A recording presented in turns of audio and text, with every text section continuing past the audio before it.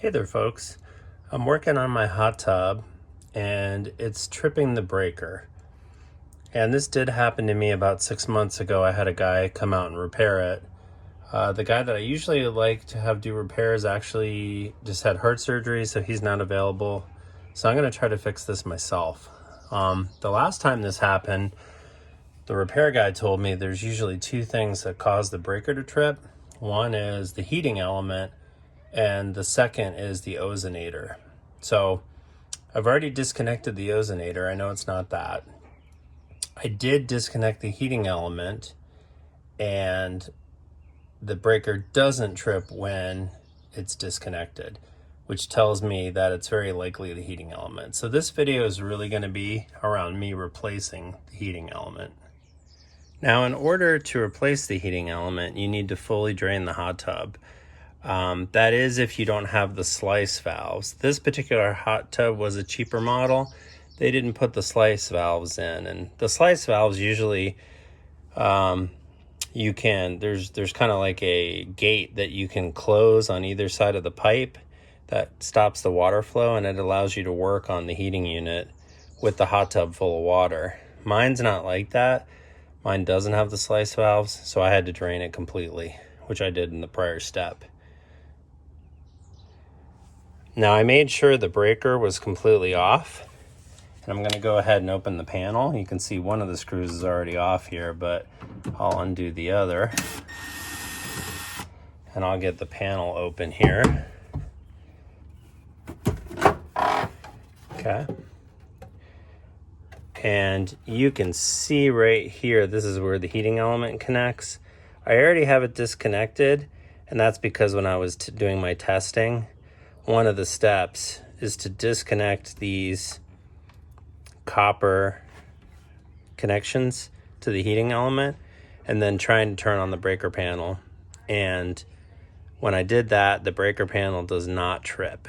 It will turn on, the operation panel for the hot tub turns on. So that's what's led me to this point. Now I'm going to attempt to disconnect the heating element. The pipes here, they're these screw-on connectors, and I've got a oil filter wrench. I read that these are good for unconnecting these. This is the first time I've disconnected one of these. Again, I made sure the breaker was off first. So we're going to go ahead and loosen these up. You can see there's still some water in the system. I mean, even though I've totally drained it, there's still some water in these pipes here. So I'm going to go ahead and open this up, let that drain, kind of unscrew these.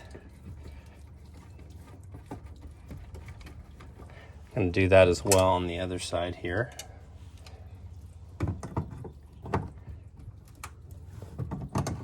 Loosen these up.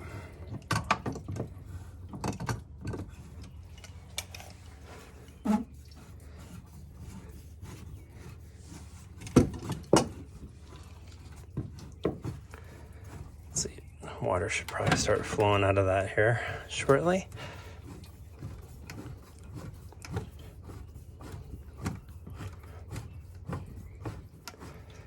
Okay, I think that's completely loose on that side. Let's do this side. Okay.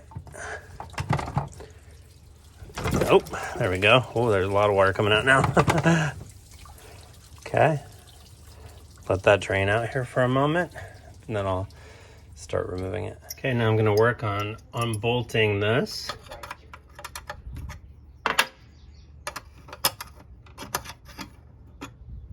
So let's go ahead and loosen this up. This kind of holds it in place.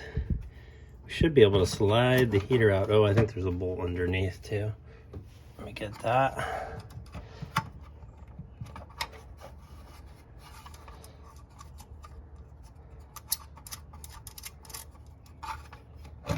There we go. So that slides out. Now, I need to disconnect these sensors. So, let's see how to do that. I think I can just, can I unscrew them? Okay, that's one way to do it. So unscrew that guy. And on this side, I'll go ahead and pull this guy out. And then that has the heater loose. Now I can work on replacing the heating element. I don't know if you can see it in there. That's right in there. That's the next part. Okay, let's see if I can get this heating element removed. So the first thing I'm going to do is I'm going to unbolt these nuts that hold the heating element in place. So there's 2 of them. There's some rubber seals on the inside that kind of keep the water from coming through and leaking. I won't have to worry about those until I put the new heating element in, and it comes with a new set of those gaskets, those rubber gaskets. So let me go ahead and unscrew that. This should, oh, there it goes. Yeah, it kind of pops out into the tube here. And let's see if I can, whoa, maybe it'll just slide out. I can try that. I don't know if you can see it. I'm trying to get it on camera here. So now I'm kind of sliding it out. Ooh, and you can see there's kind of some nasty gunk on this one. Stuff that probably got past the filter. I don't know if that's what caused it to fail or not, but it's kind of what we have there. The heating element actually looks like it's in decent shape. It was replaced not that long ago, but I do think this is the failure based on the breaker tripping even when I have the heater disconnected. So anyway, I'm gonna work on getting that new one kind of slid into this guy. So I'll be right back. Okay, I'm gonna clean this off a little bit with a wire brush before I get some of this corrosion off here, before I put the new heating element in, to kind of get that nice and clean surface.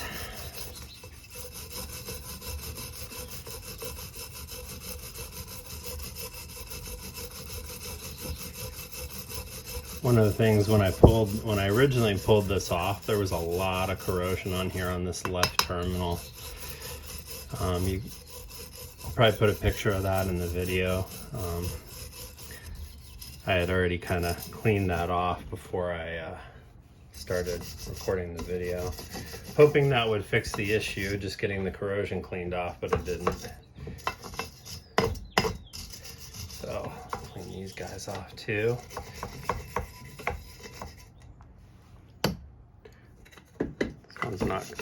This one's not nearly as gunky as that other one was. There's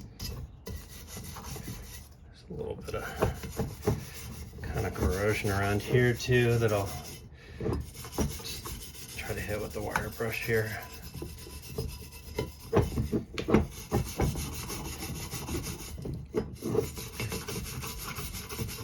Probably not going to be able to get all of it, but I'll try my best.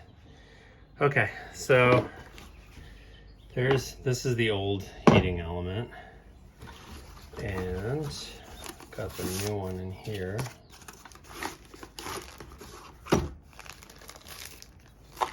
Looks very similar. This one's a 5.5 kilowatt. I've got this little pack here with new hardware and also new seals. So I'll go ahead and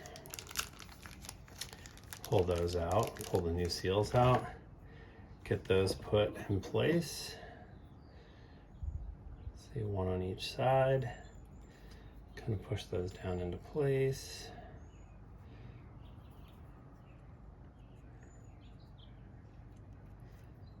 Okay. Right, and then let's see.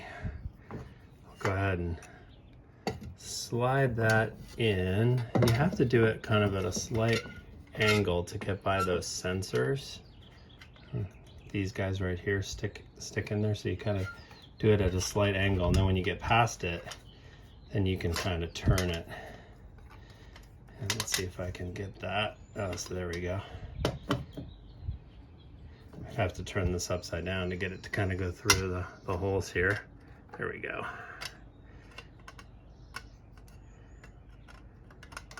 Oops. Dropped it down a little bit too low so you couldn't see it. Get that back into view. Okay, great. So those are popped through now. Get some of the new hardware out. Go ahead and screw these into place.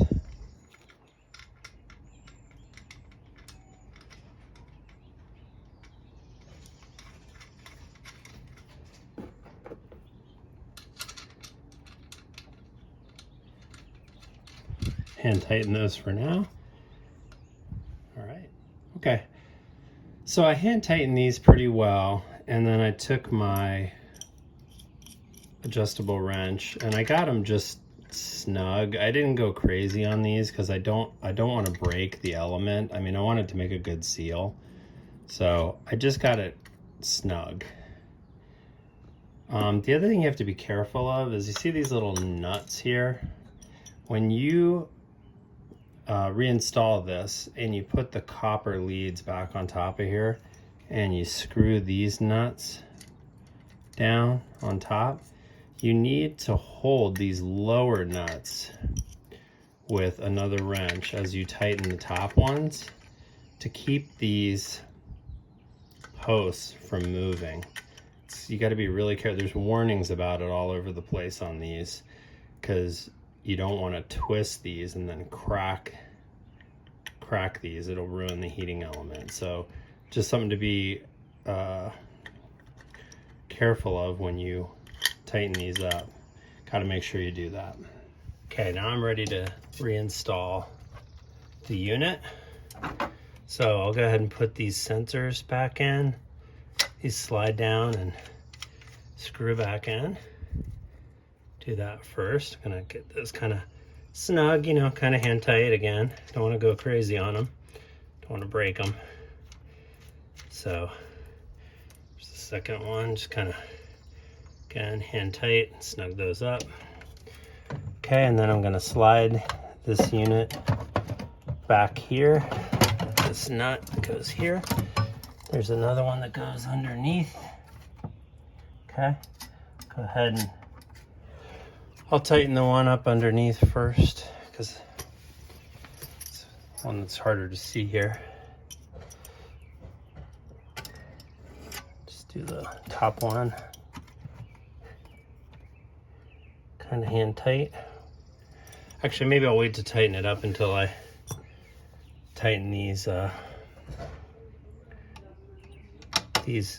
copper pieces here. Gonna go ahead and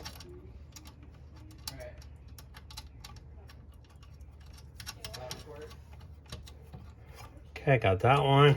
Again, I'm just gonna hand tighten those for the moment until I can get this all into place.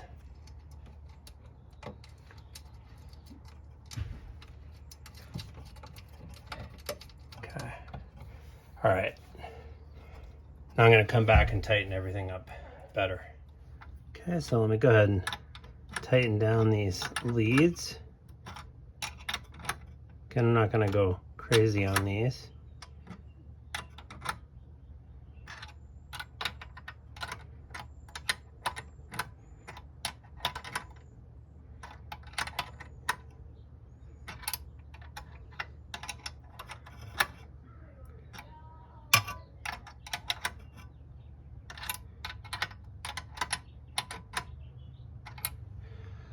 Okay, and now let's screw these connectors back on.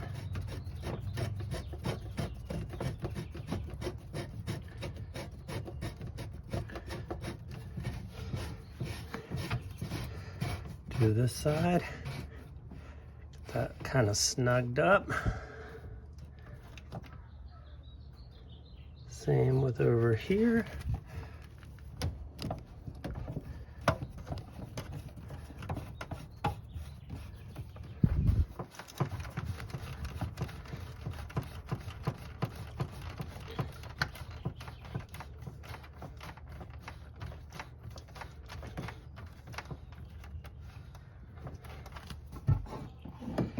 Get out my oil filter wrench,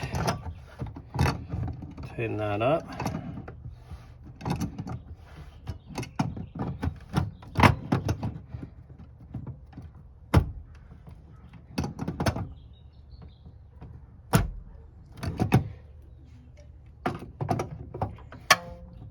Okay. Make sure these are kind of snug down. Okay, I think I'm ready to fill it up. Okay, here we are filling it back up. This takes about 30 minutes with my hot tub. So once it's full, we'll come back and try out the new heating element. All right, so the hot tub is completely full now. So now we're gonna go over here to the breaker box. And I'm gonna cross my fingers and flip it and hope it stays on. Oh, it did. Okay, the priming is done. The temp light, the solid temp light came on, which tells me the heating element is heating. So changing that was a success. I'm gonna let this run for a while and let it come up to